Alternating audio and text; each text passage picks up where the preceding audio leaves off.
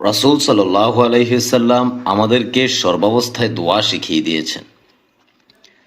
এই বিষয়ে আল্লাহ তাআলা পবিত্র কোরআনে বলেন, কাজেই তোমরা ঈমান আনো আল্লাহর প্রতি ও তার রাসূল উম্মি নবীর প্রতি, যিনি আল্লাহ ও তার বাণীসমূহ ঈমান রাখে, আর তোমরা তার অনুসরণ করো, যাতে তোমরা হেদায়েত প্রাপ্তি হও। আজকে আমি এই ভিডিওতে আপনাকে ছোট্ট দুইটা দোয়া শিখিয়ে দেব ইনশাআল্লাহ। যেই দুইটা দোয়ার মধ্যে প্রথম দোয়াটা নবী করিম সাল্লাল্লাহু আলাইহি ওয়াসাল্লাম আমাদেরকে বেশি বেশি পাঠ করতে বলেছেন রিজিক বৃদ্ধির জন্য। অর্থাৎ অনেকেই আছে ইনকাম করেই যাচ্ছে, কিন্তু কোনো ধরনের কোনো টাকা পয়সা রাখতে পারে না, আয়ের চেয়ে ব্যয় বেশি হয়, অথবা অনেকে ব্যবসা করতেছে, ব্যবসায় শুধু লস আর লস। এই ছোট্ট দোয়াটা আপনি বেশি বেশি পাঠ করবেন, যেহেতু আল্লাহ তাআলা পবিত্র কোরআনে বলেছেন তুমি নবীকে অনুসরণ করো। সেই নবীর শিখানো দোয়াটা যদি আপনি 3 বার পাঠ করতে পারেন আজকের দিনে, ইনশাআল্লাহ আপনার রিজিক বেড়ে যাবে, আপনার রুজিতে বরকত হবে, এবং আপনার যত ধরনের অভাব অনটন আছে, দরিদ্রতা আছে, আল্লাহ তাআলা তা দূর করে দিবেন। আল্লাহ তাআলা ও তার রাসূলের প্রতি ঈমান আনার বিষয়টির সাথে সংযুক্ত করে দেওয়া হয়েছে নবী করিম সাল্লাল্লাহু আলাইহি ওয়াসাল্লামের অনুগত্য ও অনুসরণ করার বিষয়টি। সুতরাং জানা গেল যে ব্যক্তির সকল অবস্থায় এই শর্তটি পূরণ করা অবশ্যই দরকার। যে আয়াত প্রমাণ করে যে রাসূল সাল্লাল্লাহু আলাইহি ওয়াসাল্লামের অনুগত্য করা মানে আল্লাহ তাআলার অনুগত্য করা, কেননা রাসূল সাল্লাল্লাহু আলাইহি ওয়াসাল্লামের অনুগত্য ছাড়া আল্লাহ তাআলার অনুগত্য হয় না। এই ব্যাপারে আল্লাহ তাআলা বলেন, কেউ রাসূলের অনুগত্য করলে সে তো আল্লাহর অনুগত্য করল। সুতরাং সর্বাবস্থায় আপনি নবী করিম সাল্লাল্লাহু আলাইহি ওয়াসাল্লামের পথ অনুসরণ করার চেষ্টা করবেন।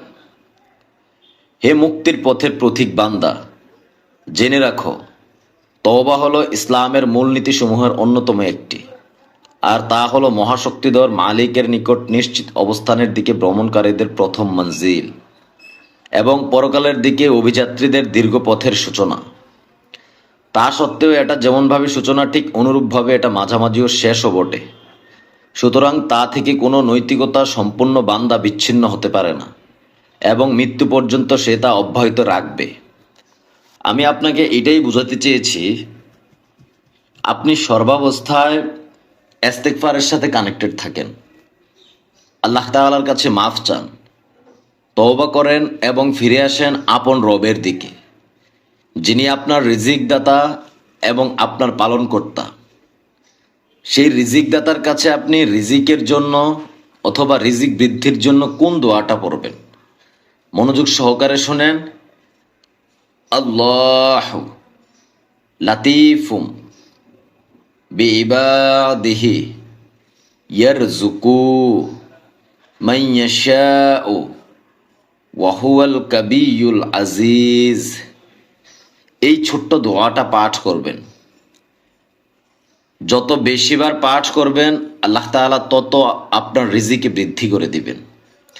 এই দোয়াটার অর্থটা একটু শুনেন। আল্লাহ তাআলা স্বীয় বান্দাদের ব্যাপারে অতি মেহেরবান। তিনি যাকে ইচ্ছা রিজিক প্রদান করেন, আবার তিনি অতি শক্তিশালী এবং প্রভাবশালী। এই ছোট্ট দোয়াটা সবসময় পাঠ করার চেষ্টা করবেন। ব্যবসা করেন, চাকরি করেন, যাই করেন না কেন, ছোট্ট দোয়া সবসময় সাথে রাখার চেষ্টা করবেন। যদি ভুলে যান, প্রয়োজনে ভিডিওটা লাইক দিয়ে সেভ করে রাখুন। ভুলে গেলে দেখে মনোযোগ দিয়ে পড়তে পারবেন। আল্লাহ তাআলা আমাদেরকে সৃষ্টি করেছেন তার ইবাদতের জন্য। আমাদের প্রথম কাজই হবে ইবাদত। আপনি যদি আল্লাহ তাআলার জন্য যথেষ্ট হয়ে যান এই দুনিয়াতে, ইনশাআল্লাহ আল্লাহ তাআলাও আপনার জন্য যথেষ্ট হয়ে যাবে। তার জন্য আপনাকে মানতে হবে ইসলামে দেওয়া নিয়ম কানুন, যেইখানে প্রথমেই আসে নামাজের কথা। 5 ওয়াক্ত নামাজ মসজিদে জামাতে সবসময় পড়ার চেষ্টা করবেন। প্রিয় মা ও বোনেরা যারা আছেন, আজানের সাথে সাথে নামাজ পড়ার চেষ্টা করবেন। কিছুটা সময় কোরআন তেলাওয়াত করার চেষ্টা করেন প্রতিদিন, ইনশাআল্লাহ আপনার জীবন কিভাবে পরিবর্তন হয়ে যাবে, কিভাবে আপনার মনের আশাগুলো পূরণ হয়ে যাবে আপনি বুঝতেও পারবেন না।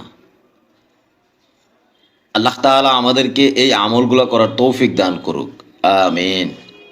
আপনার কাছে আমার বিনীতভাবে অনুরোধ থাকবে, এই ভিডিওটা শেয়ার করে দিয়ে পরিবার পরিজনের যারা আছে তাদের সবাইকে বেশি বেশি দেখার সুযোগ করে দিবেন এবং আমল করার সুযোগ করে দিবেন।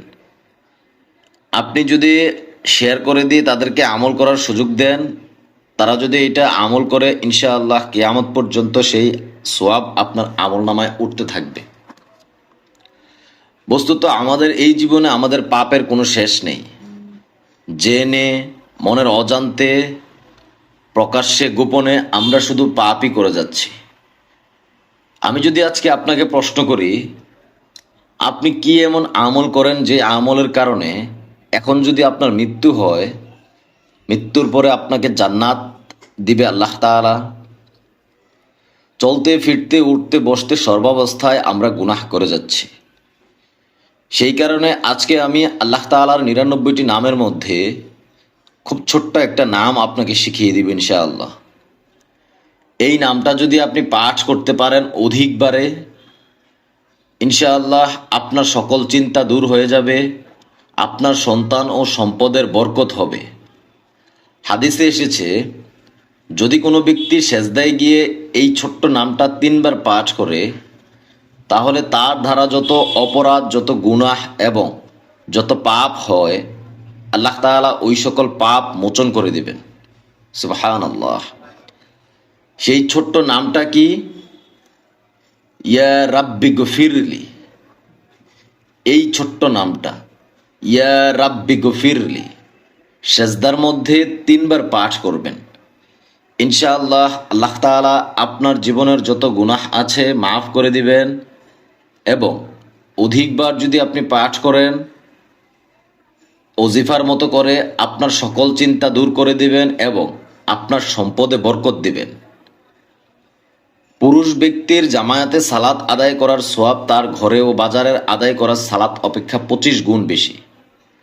কারণ যখন সে ভালোভাবে ওযু করে এবং শুধু সালাত আদায় করার উদ্দেশ্যেই মসজিদের দিকে বের হয়, তখন তার প্রতিটি পদক্ষেপের বিনিময়ে একটি করে মর্যাদা বৃদ্ধি পায় এবং তার একটি করে গুনাহ মাফ হয়ে যায়। আর যখন সে সালাত আদায় করে তখন ফেরেশতাগণ তার জন্য ততক্ষণ দোয়া করতে থাকে যতক্ষণ সে তার সালাত আদায়ের স্থানে অবস্থান করে। তারা বলে, হে আল্লাহ, আপনি তার উপর রহমত করুন। হে আল্লাহ, আপনি তাকে ক্ষমা করে দিন।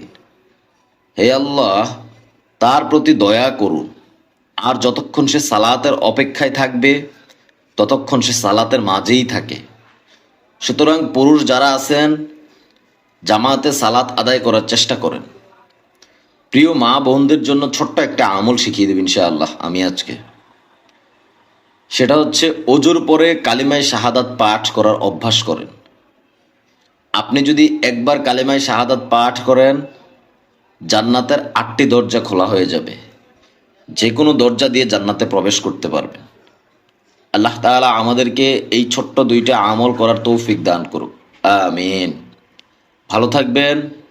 আসসালামু আলাইকুম ওয়া রাহমাতুল্লাহি ওয়া বারাকাতুহু।